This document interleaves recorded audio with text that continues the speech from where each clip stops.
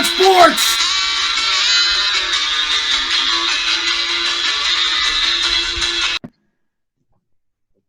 All right, I welcome you to, what is it, episode 28?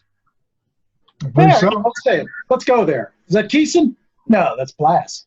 That's Blast. Come Blast. on, this year especially. Come on. Who's bitter? Who's bitter? Huh? Well, it's certainly not Chris Boom Boom Fletcher. No, sir. It's not Gary the Little Ball of Hate Kin. And not Dave Nuts Finoli. Certainly not. There you go, buddy. Well, let me ask you a question, Fletch. Have you ever seen Chief Wahoo and Gary in the same room together? I have not. I claim this. Can I call him a bastard? You can, because he jinxed you last week. He jinxed us. This bastard not only is responsible for the destruction of Chief Wahoo, but I claim it was the Devil Rays until Gary Kin got involved. And cut the devil out of it. Well, had he been born in the 1950s, he might have been instrumental in making sure they were called the Red Legs instead of the Reds. Because we know he's a commie-hating bastard. Oh, he is a bastard. You know, last time he was in town, I saw this in his car. You know, Mr. I don't root against the Indians. Okay? This was in his car. The Indians. Okay? So, you know, he doesn't care if Tampa wins. Proof against that, okay? Has destroyed two iconic figures in a Devil Ray and a Chief Wahoo. So I'd say the little ball of hate is well-founded, wouldn't you? Well, let me just say this. At least when he was in town, he made plans to see you. Me, I was left out on the sideline. Oh, my goodness. Oh, my No, he made plans to see me only to rub this in my face, okay? All right? You know, this is what it's about, unless it was Patty's hat. Are you going to throw Patty under the bus? No, I'm not. No, she wouldn't even know what that is. She wouldn't know what that is. She might figure it out. Are you telling me Patty doesn't know what Tampa Bay had? I would say that's a 50-50 bet. Wow. 50-50. Yep. Wow. Yep. Even though we've been there. We've been there a couple times. So I think I'm being Antonio Brown here. I think you guys are way too sensitive. No. Listen to me. Were you or were you not on a Central Michigan online course today? He didn't pick the course I think he should have started with. English composition. Oh, man. He should have started with that one. But no, I mean, I'd like to see all the three wild card teams make it. Oh. I'm sick and tired of looking at the Yankees in Houston, and honestly, the Minnesota thing to me is a joke. That was supposed to be a pitcher's park. How funny is that? I know. I'd like to see all three of the wild card teams make it. So, and you didn't give me the credit for the Indians either, where I was dead wrong last weekend again. Well, I know. To me, Kepler's got to go because you've got a chance to still hang in this. And what did they do? They shit another big brick last weekend and against Washington yesterday. All that money. Some organizations will never win. Count the team wearing red hats and red and gray uniforms here as one of those. Every now and then there's a blind squirrel finding an acorn. Unbelievable. Actually, the Indians really turned that series around. So, and I'm not backtracking. I'd like to see all three of them make it, but unfortunately the goofy system we have isn't wired that way. And Chris, I will be in on November the 9th. All right. Clear your schedule, brother, because I'll find you. Okay? Well, speaking of finding things, you know, I had sworn off the Pirates, as you guys know. I said that on the last show. As we're sitting here, I turned the Pirate game on, and just as I did, the Cubs scored. So for the first time in a week. 6 straight losses, I think, right? Unbelievable. Yeah. You know, one of your buddies, Fletch, one of your buddies came up with an interesting idea. Who was your buddy? Guy Carlton, a high school buddy of mine. Shout out to Guy who served this country very well in the Coast Guard, retired now. Thank you for your service, Guy. Absolutely, thank you. Thank you for your service, and we will dedicate this show to him and his tremendous help. The Navy. Oh, my God, he's going to torpedo me now. Well, if you throw it over to Gary, he's gonna say Air Force will torch Navy this year. But I digress. Go ahead, Dave. Get us You're back. You're a bitter man, Ken. You're a bitter man. I am a bitter man, but actually, you guys have Antonio Brown me and read me totally wrong here. So, oh, take your stupid online course. Get your Central Michigan degree, damn it. I think we better look at Central Michigan meeting its what do they call those requirements? I think we better take a look hard at it. So, based upon some of the things I read. Well, we'll get to that. We'll get to that soon. Don't you worry. But right now, we're going to get to our subject of the week, which is what is the next Pittsburgh team to win a championship? I'd say right now, most league championships are long. I mean, we got the Pirates. Let's talk. As I'm about to, on October 12th, I'll be going to my 40th high school reunion. Oh. Which will match the reunion of how many years it's been since Pittsburgh has been in a World Series. As my freshman year was copacetic with the Pirates' last appearance in a World Series. This team has a solid core. With Brian Hayes in the infield, it will have its strongest infield defense probably since the early 90s. That being said, there is no pitching. There's no pitching at the major league level. There's no pitching at the minor league level. Mm-hmm. What they've had to do this year has been such a bombastic. I'm going to use the word bombastic. Yeah. I told you one day I would. Bombastic pitching staff. The worst pitching staff I have seen in 50 years of being a Pirate fan. They have just dissolved what was a fine system. They have not come close to developing a Latin American prospect under this regime. You can't be cheap and not have a good farm system. It's just death. It's a death blow.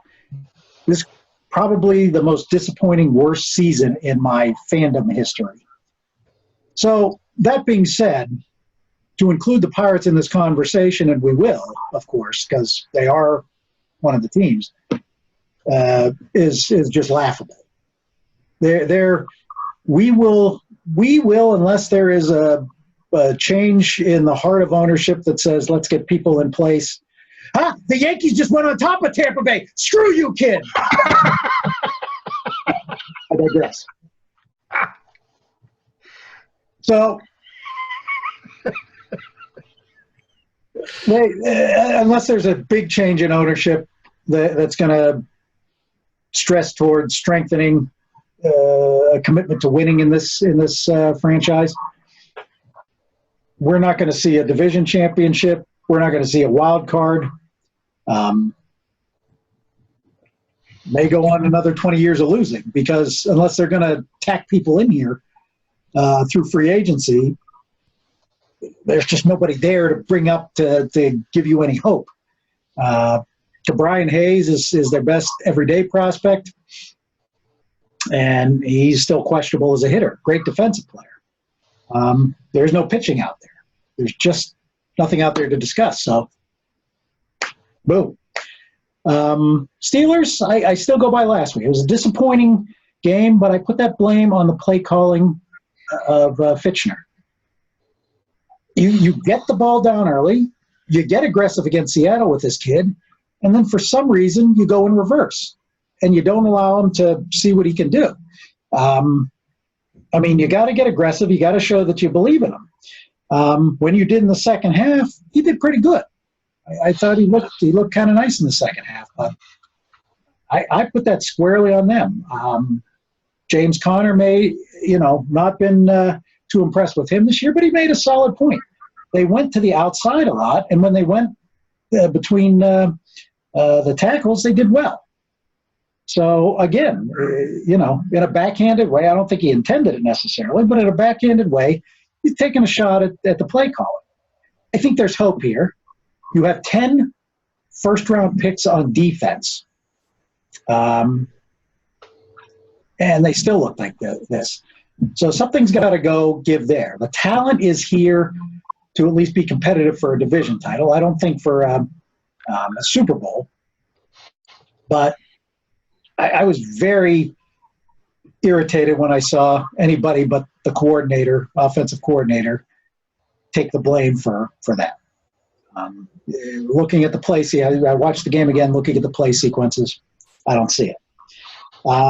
Anytime you have, and I think you said this today, Gary, anytime you have Crosby and Malkin, two of the greatest players in the world, on your team, you got a shot.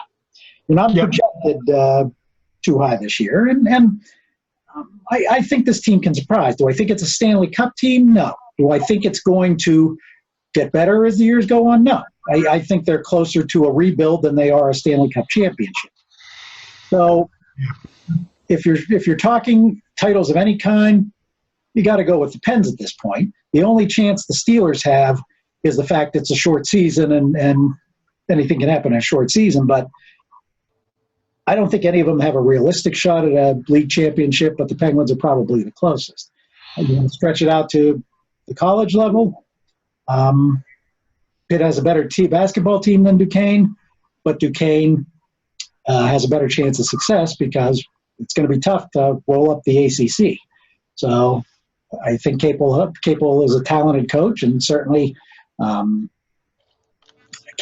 push him there, but I would say out of all of them, if we're talking championship, at least a conference or league championship, I think Duquesne is the closest in Pittsburgh. Not to say that they're great at this point, but they're deep finally. They're big finally. They have more talent at this level. They've certainly had 2 winning seasons. Duquesne football, they'll win a conference title without a problem, but it's a lower-end conference, and they really don't have much a shot towards the playoffs at this point. Pitt football, I think, is on the verge of becoming a consistent 8-game winner. Will win division championships in that conference, but they're nowhere near Clemson. They're not even going to sniff that. So down the line, the team who is probably the closest to a title is at a minor league level, and that's the Riverhounds, who have built a very strong all-around team. They got 2 guys who are basically great scorers in DeSantos and Brett. Have a solid defense. They got off to a bad start, and now they're in 5th place. 10 teams make the playoffs, but they'll be 3rd by the end of the year. They have 2 games in hand on the 2 teams in front of them, and the 2 teams are only 4 points in front, which you get 3 for a win, 1 for a loss, and they've been phenomenal. So they have a shot at winning the USL championship this year.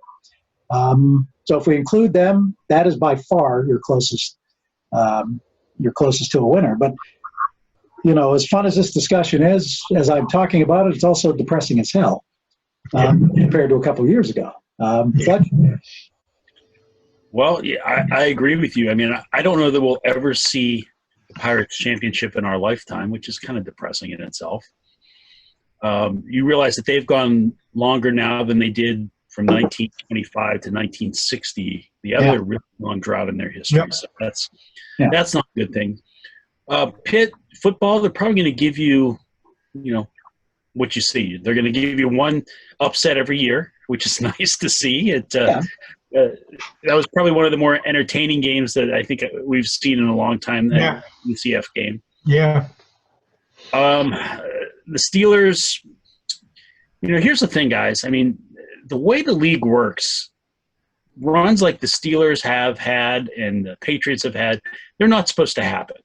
I mean, the way that it's set up, whether it's the schedule that happens, whether it's consistently drafting late, and when you're drafting late consistently, you can't afford to miss.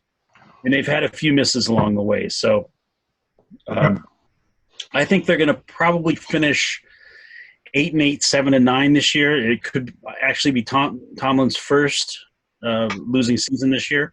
I mean, I think we all have to prepare ourselves for that. The Penguins, Gary, you're right. As long as you have Crosby and Malkin on your roster, and I think you're going to see a much different Malkin this year. I think that he's been saddled of having to deal with the bullshit that comes with Phil Kessel. There's a lot of talent there, but there's also a high bullshit aspect that comes with having him on your team. So I think that's going to be one of those things that's going to free him a little bit. I think they got a little bit faster in this offseason. They still haven't really addressed the whole size issue that they have. And, we need to see what kind of goaltender Murray is. And it's funny we're saying that about a guy who's won 2 Stanley Cups, but I mean, there have been a lot of – he's given up more softies than Tasty Freeze at this point, I think, sometimes. And he's brittle. He just can't. He's brittle. I thought you were going somewhere else with that, but go ahead. Oh, mamacita. One team we haven't talked about who had a hell of a game this week was Pitt Volleyball, knocking off Penn State. Absolutely. That was a huge win for the program. Huge win. Who they beat? They beat Penn State. That's pretty big. They swept them for the first time since 1987. And they lost the return match at Pitt, but it was a very close 3-2 match, which apparently the Penn State coach did something that was pertaining to him being an asshole. But I don't know enough about volleyball techniques of throwing things on the court, that the coach did. But they moved up from 6th to 4th in the rankings, and if I'm not mistaken, that's the highest any Pitt team has been probably since 1989. Yeah. That's huge. Pittsburgh's not a volleyball city, and even Penn State is, but Penn State's won some titles. Penn State power. Right. So the recruiting, that recruiting and that's huge. So they're huge. Yeah. Pitt had a top 10 recruiting team this year, class this year. So it speaks to the quality. Here's the thing about Pitt. I mean, Heather Lyke has really done a good job. Yep. With sports other than basketball and football. I mean, and that's conference related. I think that having Pitt not really having the same sort of pipeline, the natural pipeline they had in the Big East and recruiting in New York, in the New York market, having that Big East tournament there every year was a big thing for them. And it helped them with a lot of talent. And Jamie Dixon was good at recruiting in the New York City market. New York, yeah. I'm not so sure about what we're going to be seeing in the next few years, fellas. I think it's going to be a little dry. I think that we've been spoiled. We've been very spoiled. We've had a lot of success here, and I think the Steelers will probably limp along for at least this year, possibly next year. They do have a lot of talent, but in our next show, I'm going to be talking a little bit about the coordinators that they have now and some of my thoughts on that. But hang on one second. Let me Yasiel Puig. Ken has said you were going to lose this game. I'm trying to fire him up here. Go ahead. I'm sorry. Go ahead. He's not my favorite, but he's been a very good postseason player. So they get to postseason. He does well in the postseason. And the Pirates are just a complete shit show. They really are. Yeah. You can't be cheap and also miss on. Well, you can be cheap. They've shown that they can be cheap and win, but you can't continue to draft like they have and not develop. They've just done such a poor job of developing players. I mean, we've seen the success a lot of the players have had once they left, and that tells you something. Yeah. Well, I mean, and that's a common thing among both the Steelers and the Pirates. I mean, defensively, the Steelers really haven't produced with the talent, even though they've drafted low. Is it they've missed, or Butler has not developed them, or Butler has not put them in a position to win with his defensive play calling? Well, we're going to talk about Butler in our next show. Okay. Okay, we'll lay off that. But so you're saying who? Who is the next one to win? Are you going Pitt volleyball? I'm going to have to say it would have to be the Penguins. And if it doesn't happen in the next 2 years or so, we're not going to see another championship around here for 10, 15 years. Well, we've been on a streak ever since 1960. We have, if you count, of course, the Steelers winning in 1980, even though it's a 79 title. Yeah. We have at least in every decade since 1960 won something. It was 1950. No, 1952. I mean, you got Duke's won a national championship there. Yep. So we've celebrated a championship every decade since then. So potentially we may not celebrate in the 2020s. Is that your claim? That's my claim. All right. Well, you got a lot more teams. You got a lot more expansion. Harder to rebuild for all the things that Chris said and you said. So, yeah, it's a possibility. I mean, it is. A lot more teams. Harder to move out of the middle. A lot of ways. Harder to move out of the middle. So what's your road gear? I mean, as I said, I think we talked about this, just the text when you said the topic. I mean, if you watch hockey every day, people talk about Ovechkin's a bull and McDavid's so fast. There's no doubt, and if you read the hockey news last year, almost all the GMs, even all the players, Crosby is hands down the best player in the league by far.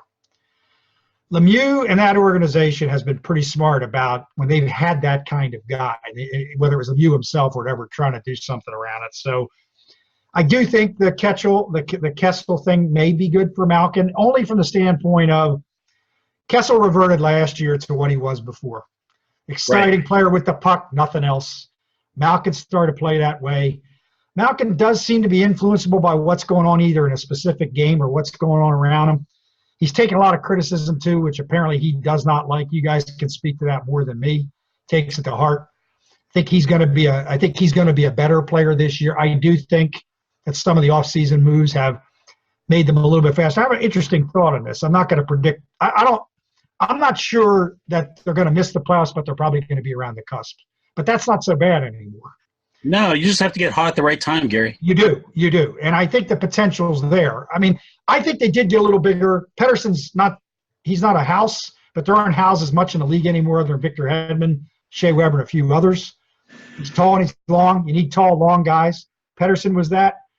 Troutman was a little bigger. I don't know if he's a regular. He wouldn't have been in the AHL all these years, but he was that. So what you're saying is you need a tall drink of water. Is that what you're saying? For defensemen, you need as much tall drink of water as you need killers anymore. Because of the rules. All right. And they got a bunch of guys, when they spread their arms out, they're slowing you down now. Yeah. I still would much rather have a guy like Cole than maybe even, good Branson, but they made the moves they made, so a lot of those didn't work out. But hockey, remember the daily Hagelin acquisitions in December in the first cup year. Hockey's similar to basketball. You get a couple guys, they start to change the way teams got to defend you or think about you. It can change the game. And I do think, as much as I love Murray, it's been 2 years now of last year they wouldn't even got close to the playoffs without him after January 1st. People in Pittsburgh forget that. But he's brittle, and quite frankly, he's still showing the same problem. So I look to that goal. Do women in New Jersey forget that too? Well, I mean, she wants to see what the other Matt Murray's going to do. And I think, did he play the other night? I think he played the other night. He did. Yeah. But getting back to that, if Murray plays like I think he's capable, and they play a little better defense in front of him instead of the run around like last year, and that includes the forwards, and you get a couple guys, it's funny, that league is changing so quickly now. Now the thinking is the last two cup winners have been big, and I've espoused this theory over a long NHL season. But now a lot of teams aren't outrunning you. The Penguins can still outrun you. So all of a sudden, I'm not saying they're going to win next year, but I do think they could be a little better than people think. And I think if they get close, just a couple guys can change a hockey team more than you can in football or baseball. And maybe basketball is the only other game where it could change something. So I'd have to put my money on them. good front office, best player in the world, still 3 or 4 guys are in the top 50, organization that's not afraid to make moves, in a league that things change rapidly. Now a lot of teams are going to gear up because they're watching the Capitals in St. Louis beat teams into submission physically. And long arms, long legs, big bodies. Penguins aren't that kind of team. They could all of a sudden be tough to defend for some teams now. Right. So, I mean, I still think, I don't think they're winning next year. I think they got to fill in a few more pieces. I think you need a little more scoring up front and a little bit more size up front. Not a lot of depth in that farm system either, which is kind of frightening. If you get some injuries quickly, it could be a big problem.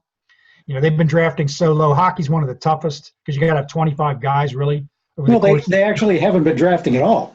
They've been giving away all the picks. They made a lot of deals to try to win again, which could cost a little. But right. I still think the NHL doesn't waste a lot of time when teams start falling out of it. You got big contracts. They move their stars still more than any other sport. Penguins could take advantage of that. Yeah. So I'd have to bet on them. I mean, I don't know the Steelers like you guys do. Had some bad luck this year too. I thought, in particular, in the beginning of the game, I thought the offensive play calling it just didn't make any sense at all to me. If you're going to take a chance, you're going to gamble a little bit and use some of the things they're going to have to do, which is misdirection and not the best foot speed in the world, it looks like to me. And you're right, Connor's much better between the tackles. What were they doing what they were doing? They could have busted that game open right there. Yeah. And they didn't. And you can't, when you're an average team with big injuries, can't let teams hang around. And I really was wondering about that too. I don't know football as well defensively maybe as you guys do, but there was some odd stuff going on there too. I didn't realize they had all those high draft picks. So they should be playing better. They should be tackling better still. A little better on Sunday, but still attacking defensive secondary horrendous for what I've seen late last year, this year. We were pretty high on the Pirates as of July 3rd. I think the most alarming thing to me was the fact that some of those guys looked pretty good. Musgrove, Williams, Talion going down seemed to really set the whole thing in motion, and God knows what his future is going to be. Keller certainly did look good when they called him up. That goes back to development you guys talk about. And that's a pattern. That's the thing that's bothersome, is it's a pattern. Definitely. Even Meadows, thought of prospects. Even Meadows, a position player, hitting in a place that has no air, and look at what he's doing. I mean, you're right. Wait. Is he going back to this Tampa Bay thing? He is. But I mean, look at the year he had in a park that the ball doesn't carry. Well, here's a stat for you, Gary. During their most recent losing streak, they were out homered something like 25-1, which is just insane. And that's to me that's where some of these other teams who are in lower markets succeeded, is they built for power, and the Pirates never have. But the Pirates didn't build for speed and defense either. They didn't build. They didn't build. No, that's right. That's right. And I think when they get guys here this year, I think the thing that shocked me the most, beyond the nonsense with the reliever now we're not going to speak about because of that ridiculous stuff, beyond the brawl in the clubhouse between him and Crick. And what about Jose Ramirez, though, Gare? What about him? What about him coming back from injury and hitting a grand slam? That's the lobby! 4-0! 4-0!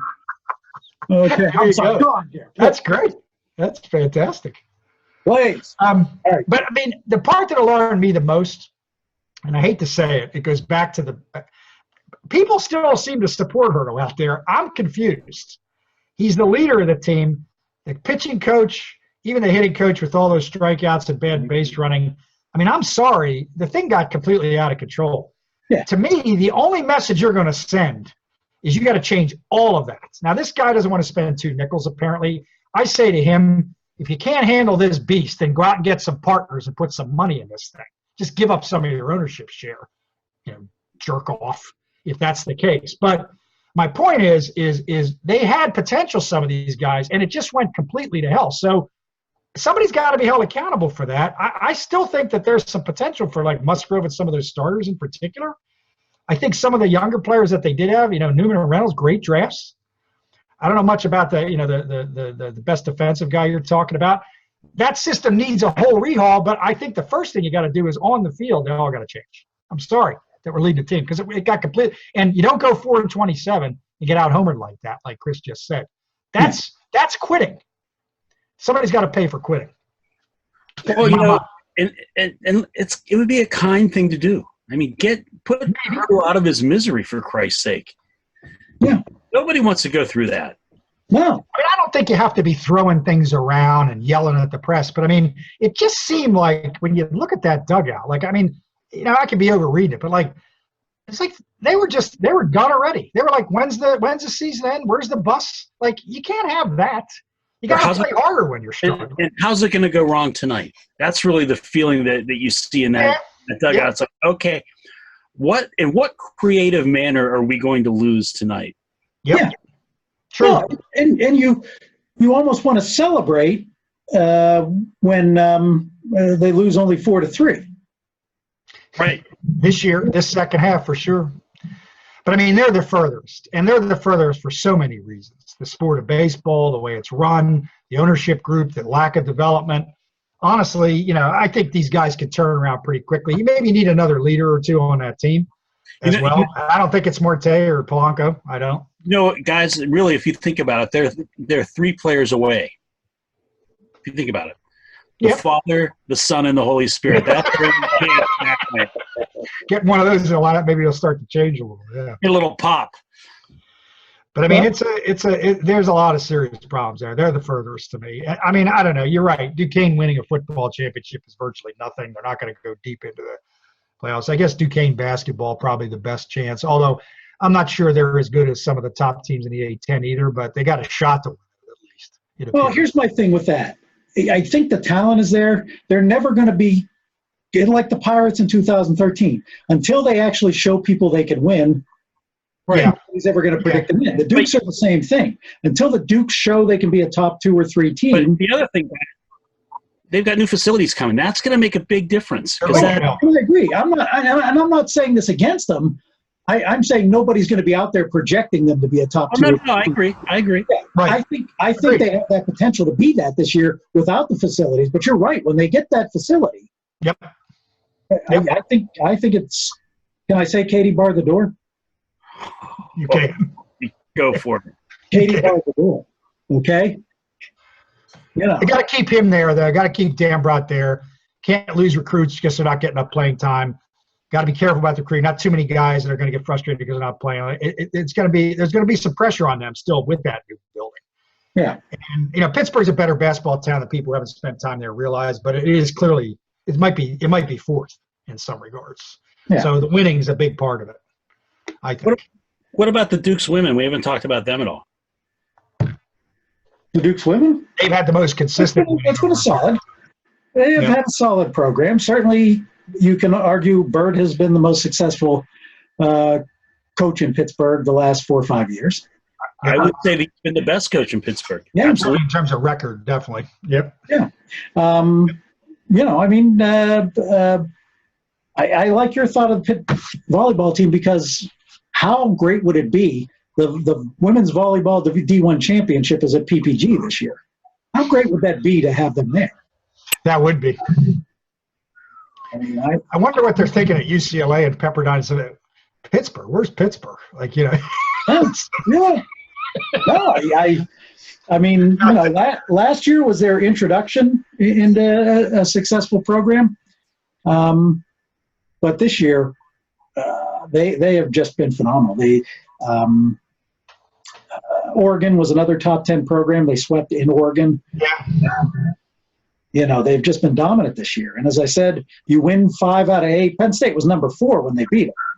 And you won 5 out of 8 sets against them. And the 3 they lost, the 3 Pitt won and Penn State, 2 of them were pretty dominant. The 3 they lost were all close, all in extra time, so to speak, because you got to win by 2. Yeah. So that's certainly, I mean, that was a great call, Fletch. That's certainly probably out of every program, major program. The closest to winning something. You know, you're not talking Division 2 or 3, but, you know, your closest to winning a thing has got to be that Pitt volleyball team. Yep. So then do we sort of dial back our expectations and have our only expectation really be to be entertained? I mean, I think that might be where we're headed. mean, at least one of the things that's always been good about the Penguins is they've always been entertaining. Yeah. They play an up-tempo brand of hockey. They're fun to watch. The Steelers, they had some pretty inventive play calling over the years, even when they weren't winning championships. Hopefully they get back to that. The Pirates, well, the ballpark's nice. Donut burgers, okay? Oh, they got to bring those. Pierogies on top of pulled pork. They've been very inventive over the year, too. Yes, they have. But guys, I think we have to prepare ourselves. We're heading into some lean years. It's the way most places are, and I think in Pittsburgh, it's not understood it's not thought about because there's been a lot of winning out there for a city of that size. Even though there's been some long droughts, there's been some pretty good stretches too. They never win anything here. I mean, they really don't. Think about it. It's rare. Yeah, and the city's 5 times the size of Pittsburgh. So. Well, I mean, I always say it probably is more embarrassing that the Yankees have won one title since 2000 with everything they put into their team, as the Pirates not winning in 40. Big wallet. Yeah. A friend of mine told me that, well, they go for the playoffs every year, but that can't be the expectation as a Yankee. No. It can't be. No, it's not. Yeah. I mean, the Dodgers not winning since 1988 with everything they put into it. That's more embarrassing than the Pirates not winning. 2 straight trips to the World Series. Now, 7 straight flags it's going to be. I still have doubts about their winning it this year. Bullpen, it fix the bullpen. They get it goes in the playoffs every year. Yeah, I mean, Cleveland's been a failure in the playoffs most of the time. Let's face it. Right. I mean that's for us 7 straight years of not finishing in last place. That to me is the equivalent of that, because like the Cubs, you can say how much better the Cubs are than the Pirates, but guess what? We're in the same position as them. Doesn't matter if you win more games. If you're not in the playoffs, who the hell cares? We haven't gone 108 without winning. No. So, I mean, 108 years of not winning. I mean, it's pretty hard for me to understand why anybody really supports that, even if it is a fun environment. But that's me. So. Yeah. No. All I can say is you support this Pirate team because of pierogi and pulled pork sandwiches. It's a good reason as any. But the bastards took away the tachos, the tater tots with chili on them. Because the cost per customer was too expensive. That's probably it. Probably some number cruncher looked at it. Hard to forgive. Yeah, I'm with you. All right, guys. Well, we're going to say the Penguins have the best chance of the regulars. And thanks again, Carlton, for that idea. Yes, thank you for that. And you guys have a tremendous evening. You as well. Bastard.